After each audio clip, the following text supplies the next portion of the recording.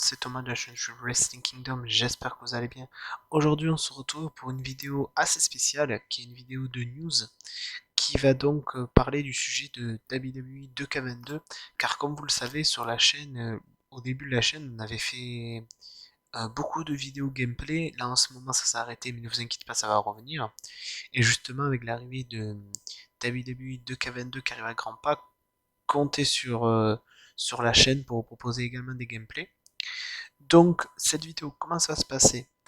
En premier temps, je vais vous montrer le trailer de lancement que Chuck a partagé. Et par la suite, je vous montrerai quelques screenshots et je réagirai également. Plus, je vous donnerai les quelques autres petites infos qui ont été données voilà. Donc, nous allons commencer directement par le trailer. Rated T for teen. I'm telling you, man, you haven't seen anything like it. Hi, Tim. Hi, Alexa. Yo, Riddle. We got it. Big E, you take the hit this time. Come on. Yes, good job. Keep it coming. Keep it coming. Keep it coming. Pops, really? Hijo, ya tú sabes. I am the best. Hey. It's just a play test. We're going to change the angle here so they can really feel the hit. Yeah, I totally agree. That's my sword!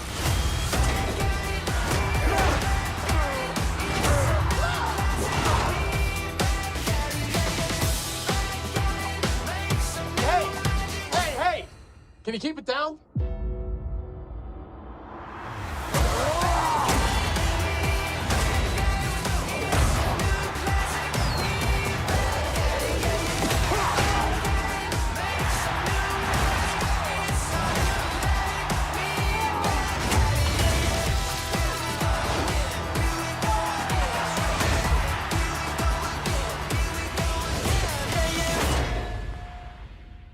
That's my sword.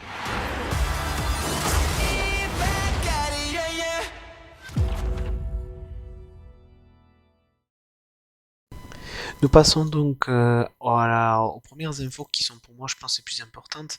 La première est que le jeu sortira le 11 mars prochain et qu'il y aura 3 éditions. Donc l'édition normale, disons, l'édition donc qui sera l'édition classique, comprendra les Undertaker Immortal Pack qui comprendra donc 3 tenues pour Undertaker, donc The Undertaker Phantom Mask, le masque qu'il avait porté en 1995. La tenue The Undertaker Lawful Darkness, la tenue qu'il portait à l'époque de l'Attitude Era, et The Undertaker avec la tenue Boneyard Match de WrestleMania 36. Et vous aurez également un code pour le jeu Supercards qui comprendra une carte de Dominic et de Rey Mysterio. Après, vous avez la Deluxe Edition qui comprendra le Season Pass. Donc, vous aurez accès aux 5 passes DLC qui arriveront au courant de l'année. Vous aurez également accès à My Rise Mega Boost pour booster sa carrière et un superchargeur pack. Et également le pack Undertaker. Vous aurez également la Stargate 96 Rey Mysterio avec donc le Rey Mysterio de 96 jouable, l'arène et Rey Mysterio Ruby My Faction Card et une carte de Rey Mysterio de 96 dans ma faction et encore également le code de Supercards. Et en dernier, vous aurez l'édition Deluxe qui est l'édition NWO qui vous aurez en gros tout ce que j'ai cité plus la NWO Bonus Content, donc que vous aurez 2 arènes de pay-per-view WCW et vous aurez également le titre NWO Wolfpack et vous aurez également comme personnage jouable Hollywood Hulk Hogan, Scott Hall, Kevin Nash, Six et Eric Bischoff. Donc voilà pour les éditions. J'avoue que là pour la NWO for Life, je suis étonné que Eric Bischoff soit un personnage jouable, je veux dire en tant que catcheur, et ne soit pas jouable en tant que GM. Et justement, en parlant de GM, nous allons y venir tout de suite. Donc, comme vous le saviez, il y avait le GM mode d'annoncer. Et lors de ce trailer-là, on a pu voir que dans le GM mode, nous aurons 4 choix. Donc, ça sera Adam Pearce, Sonia Deville, Shane McMahon et Stephanie McMahon. Donc, en gros, de ce qui est dit, nous devrons choisir notre GM et choisir notre brand. Donc, Raw, SmackDown, NXT, voire peut-être NXT UK. Et notre but sera de rivaliser avec les autres rosters et de proposer le meilleur show possible à l'univers de la WWE. Donc, mon avis sur ça, le GM mode était un mode que j'adorais jouer sur les anciens jeux, sur SmackDown vs Raw 2007, SmackDown vs Raw 2008, et j'en passe. Donc, le revoir, j'aime beaucoup, j'ai hâte, et j'ai hâte de voir justement le contenu qu'ils vont nous proposer, mais je suis assez étonné et assez un petit peu déçu qu'on ait que ces 4-là en tant que GM, alors qu'ils auraient pu avoir Johnny Saint, William Regal, même des légendes des GM, par exemple Teddy Long, Jonathan Kochman, Eric Bischoff, voire même Triple H, Shawn Michaels, j'en sais rien, John Laurinaitis, alors que là il nous propose que 4 personnes. Un peu déçu de ce côté-là, mais bon, le GM mode est un des modes qui me hype le plus, donc hâte d'en savoir plus. Et il y a une autre info qui est tombée qui personnellement me rend beaucoup heureux, c'est comme vous le savez, que ça soit n'importe quelle console, que ce soit PlayStation, Xbox et PC, 2K proposait à chaque personne qui pouvait créer leur superstar et pouvait excusez-moi, les partager avec la communauté et justement dans les créations pour les télécharger, etc. Et bien là, nous avons appris que cette année, il y aura un petit surplus qui pour moi, un petit surplus mais qui peut changer la donne, c'est que ça sera multiplateforme. C'est-à-dire que par exemple, moi qui serai sur PlayStation, je pourrais télécharger du contenu qui sera sur Xbox et, et PC. Donc, et vice versa, hein. Une personne sur PC pourra télécharger du contenu de PlayStation, Xbox, vice versa, etc. Donc, voilà. Je trouve ça assez bien parce que des fois, on voyait que des fois, selon des consoles, on va pas se mentir. Moi, par exemple, je vais vous donner plusieurs exemples. Pour les stars d'NXT ou NXT, je trouvais que la plupart des stars NXT étaient mieux faits dans la communauté Xbox. Je trouvais que certaines stars indie étaient mieux faites du côté de PlayStation. Et voilà, donc là au moins, on pourra avoir tous les mêmes contenus et pas se dire ah ouais quand même il y a tel créateur qui fait des meilleurs contenus sur telle console, ah il y a tel créateur qui fait mieux sur telle console. Là au moins on aura le choix à vraiment un large choix et ça je trouve ça bien parce qu'il y a vraiment des créateurs qui font chaque année des boulots extraordinaires. Donc voilà, mais c'est ce que j'ai surtout hâte, c'est pas par exemple le crossplay Xbox PlayStation parce que voilà, je veux dire, ça changera pas grand chose, mais surtout le crossplay avec PC. Parce que PC, puis il peut y avoir des mods, il peut y avoir des trucs. Donc je me demande s'il y a une création modée, si euh, les personnes sur console de salon, que ce soit Xbox et PlayStation, pourront également en bénéficier. Donc c'est une question assez intéressante, et j'espère que Chuke, justement, nous éclairera un petit peu plus sur ça. En tout cas, pour moi, c'est une très bonne annonce. Nous avons également eu un petit peu plus d'informations sur le mode My Faction. Et c'est également Rey Mysterio qui en a un petit peu plus parlé lors d'une interview. Donc, de ce que j'ai compris, ça sera à nous de créer notre propre faction de 4 personnes avec la possibilité d'avoir un manager en 5e membre. Et en fait, il faudra l'opposer à d'autres factions. Je pense que ça sera un niveau en ligne. Et en fait, de monter notre faction pour qu'elle devienne la meilleure faction possible.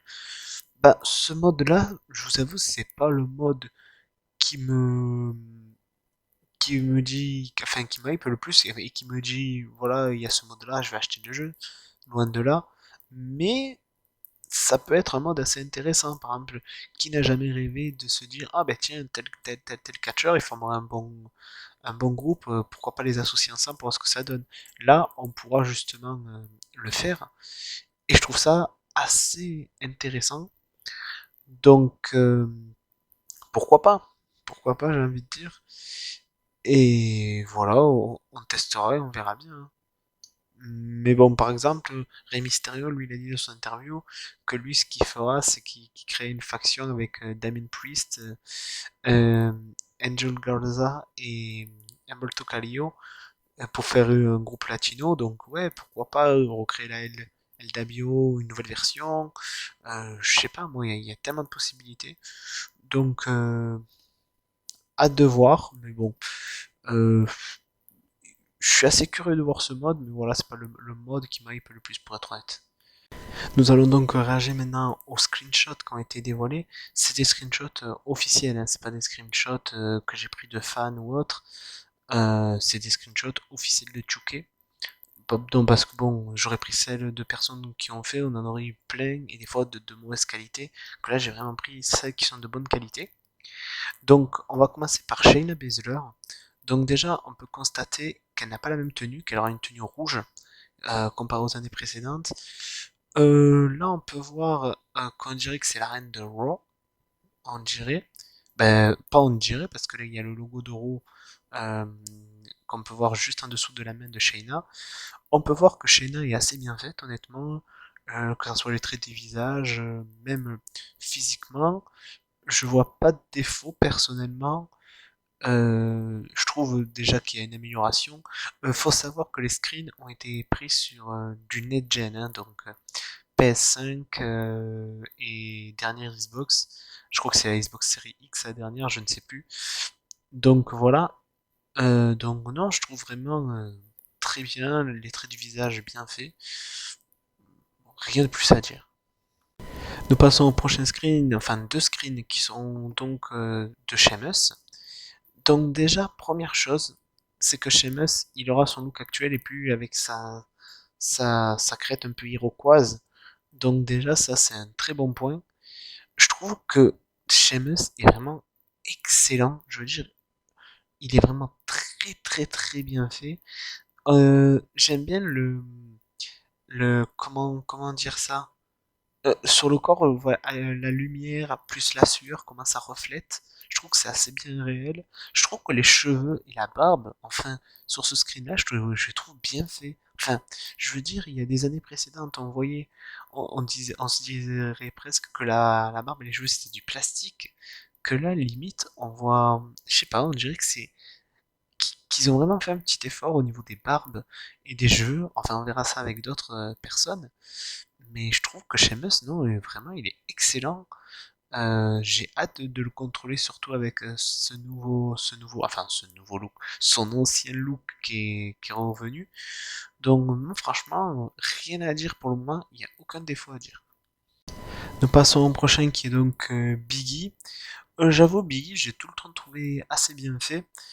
Et je trouve qu'il est assez similaire à celui de l'année précédente, parce que bon, l'année précédente il est très bien fait, je trouve que cette année il est également bien fait. Et on remarque encore même sur Biggie, parce que là on le voyait bien sur Sheamus qui avait de la peau blanche, mais je trouve que sur Biggie qui a la peau noire justement, on voit également bien le détail de la sueur sur le visage et sur le corps. C'est peut-être bête, mais moi je trouve que dans des jeux, c'est les petits détails qui font le changement, par exemple la sueur, les trucs comme ça, ou par exemple dans des jeux d'aventure, quand vous allez dans de l'eau, que vos habits ressortent mouillés. Voilà, moi c'est des petits détails comme ça que j'aime voir dans les jeux et qui me rendent heureux de voir justement ces améliorations techniques et les petits détails qu'ils ont donnés au jeu. Mais non, la Biggie, je trouve très bien fait. Nous passons donc au Macho Man Randy Savage. J'avoue que là, pour lui, je vois pas beaucoup de différence. Là, j'ai envie de dire, on voit, je veux dire, que c'est du net-gen, hein, mais je veux dire, je vois pas non plus comparé aux autres que j'ai cités précédemment, je vois pas une prouesse non plus oufissime.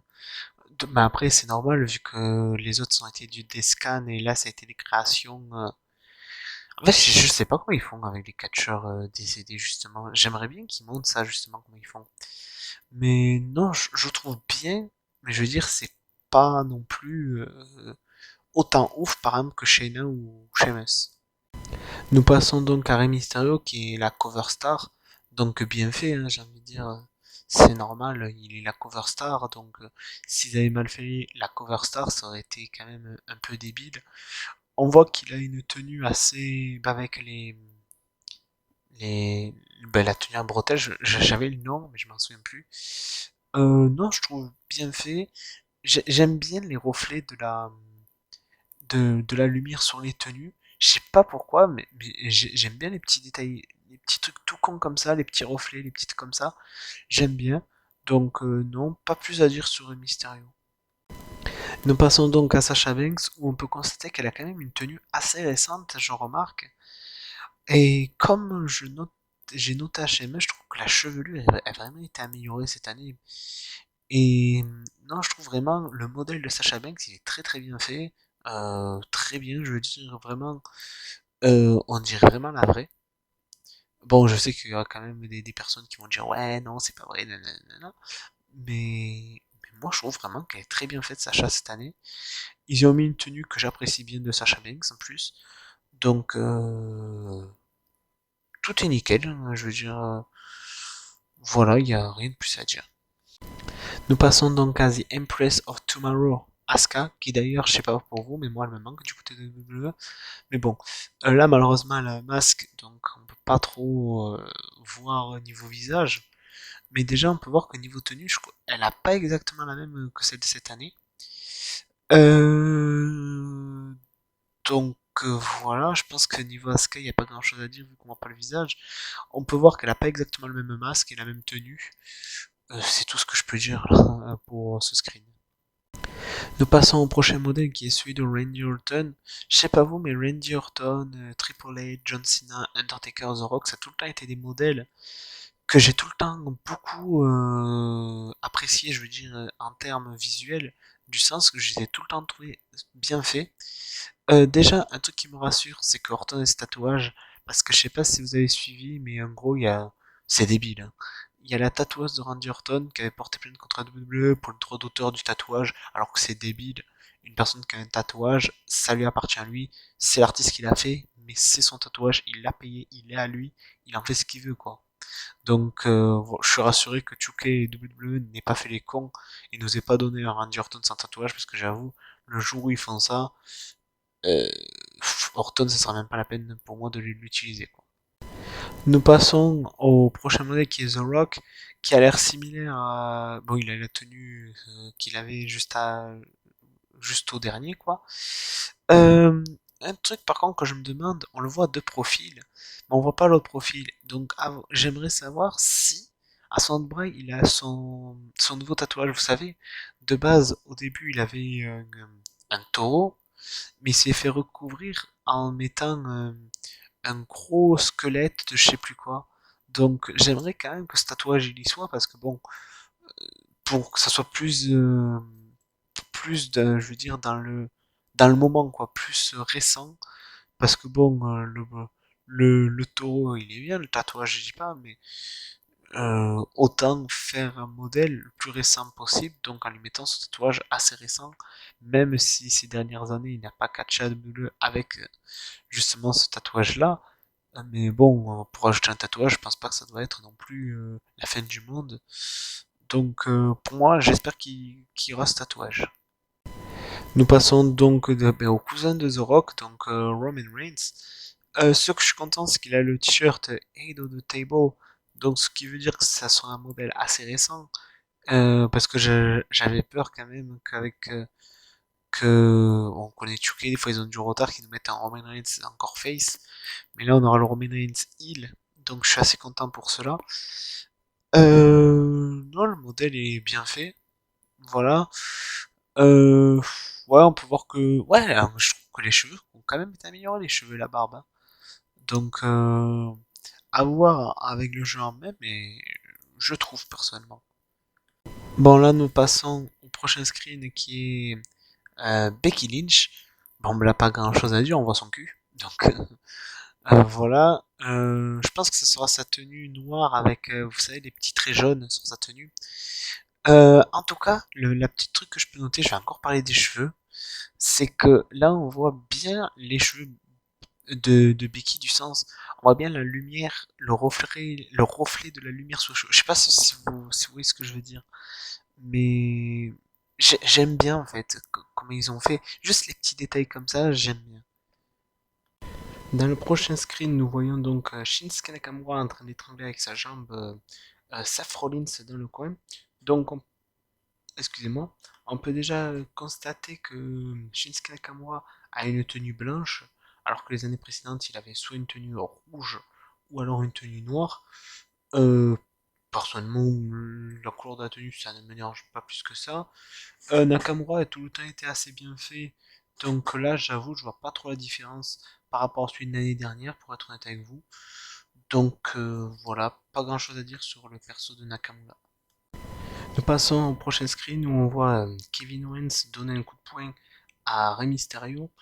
Là par contre je trouve que Kevin Owens est mieux fait que l'année précédente niveau visage.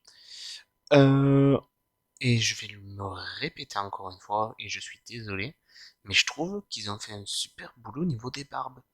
Là par exemple celle de Kevin Owens, on dirait, je veux dire, une vraie barbe. Je veux dire, on dirait pas du plastoc ou un truc qui colle, je veux dire, à sa peau, on dirait vraiment la vraie structure d'une barbe.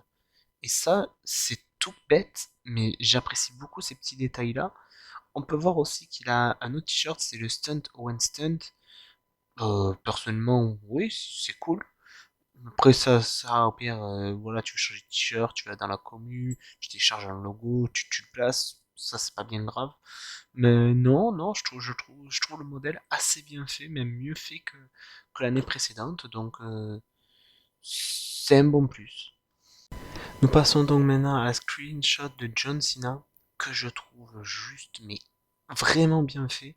Limite, là, on dirait celui de la vraie vie. Et là, je dis pas ça pour rire ou autre, on dirait vraiment le vrai John Cena. Et on peut voir encore que même au travail des lumières, on voit bien la lumière qui, comment dire, qui, ah, qui reflète, voilà, sur son visage, sur sa peau. Je veux dire, la peau est bien faite, le visage est bien fait, et on voit que de KVN2 se rapproche plus visuellement de NBA que des 2K précédents, et je trouve que c'est une bonne direction pour la franchise WWE 2K. Après, il faut savoir que WWE leur avait pas laissé le choix, hein. Ils ont dit cette année, soit il est excellent, soit on prend une autre franchise. Donc, c'est pour ça que niveau visuel, contenu et autres, ils ont eu intérêt d'envoyer le paquet, quoi. Là, nous passons à nos screenshots de The Rock et Cena. Donc, The Rock, on l'a déjà vu, donc on va pas y passer dessus. Si, que là, on voit toujours pas son tatouage, de l'autre côté, ce qui m'inquiète. Et on peut voir que John Cena a sa coupe récente. Donc ça, c'est une très bonne chose qu'ils ont mis un update. D'ailleurs, le créateur du jeu avait dit qu'il essaierait de faire des mises à jour avec des updates de tenue, de Titan 30, de theme song. On va voir s'il tiendra sa parole, parce que bon, moi, comme je dis, j'attends de voir, parce que les promesses ou les on dit, c'est vite dit, mais et surtout 2K, dans le passé, ils ont dit beaucoup de choses, et au final, ça n'a jamais eu lieu. Donc, venant de 2K, j'attends de voir avant de dire qu'il va y avoir des updates mises à jour ou autre. Nous passons donc à l'avant-dernier screen, qui est nul autre que Bobby Lashley. Là, on peut voir déjà qu'il a sa nouvelle tenue, et je trouve qu'il est bien fait, honnêtement. Là, j'ai beau regarder, je trouve vraiment qu'il est très très bien fait, le modèle de Bobby Lashley. Mais après, Bobby Lashley, comme je l'ai dit, c'est tout le temps été un modèle assez bien fait. Sauf il y a eu un jeu que j'avais trouvé pas très très ouf. C'était au jeu justement où il était en DLC. Je sais plus lequel c'était. Mais j'avais pas trouvé bien ouf. Que là, non, je le trouve vraiment bien fait Bobby Lashley.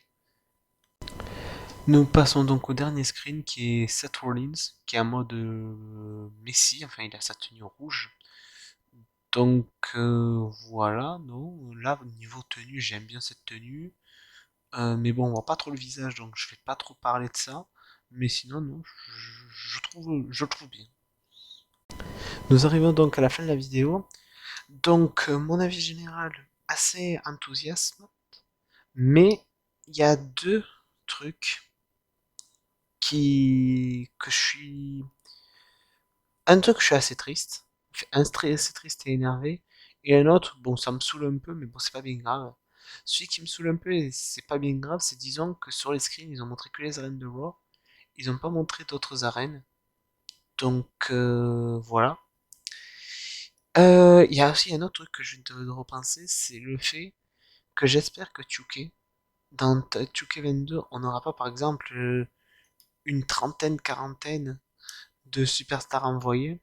J'espère que, par exemple, Chuké, il en aurait laissé quelques-unes, ça c'est normal, mais j'espère qu'on ait plus de nouvelles stars plutôt que des stars qui ont été renvoyées, parce qu'honnêtement, j'adore Buddy Murphy, j'adore Bray Wyatt, etc.